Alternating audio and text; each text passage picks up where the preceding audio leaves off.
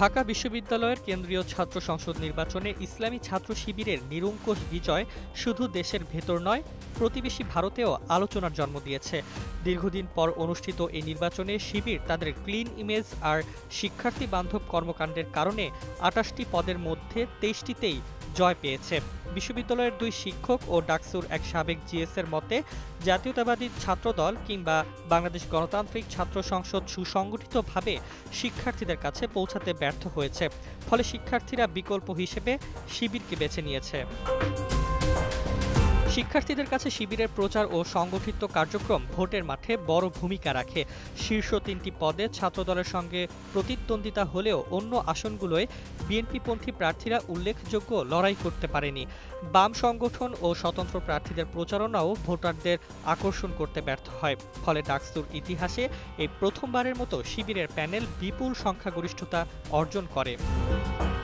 কিন্তু শিবিরের এই উত্থান নিয়ে উদ্বেগ প্রকাশ করেছেন ভারতীয় কংগ্রেস নেতা ও সাবেক কূটনীতিক শশী থারুর। সামাজিক যোগাযোগ মাধ্যম এক্সে দেওয়া এক পোস্টে তিনি লিখেছেন, অনেক ভারতীয় হয়তো বিষয়টিকে গুরুত্ব দিচ্ছেন না, কিন্তু আমার কাছে এটি ভবিষ্যতের জন্য গুরুতর সংকেত।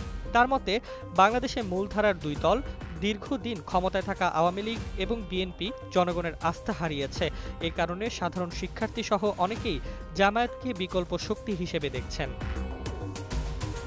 থারুর বলেন, ভোটাররা মৌলবাদে বিশ্বাসী বলে নয়, বরং তুলনামূলকভাবে জামায়াত এখনও দুর্নীতি ও অব্যবস্থাপনায় এতটা জর্জরিত নয়, তাই অনেকে তাদের কাছে একটি পরিচ্ছন্ন শক্তি হিসেবে মনে করছেন।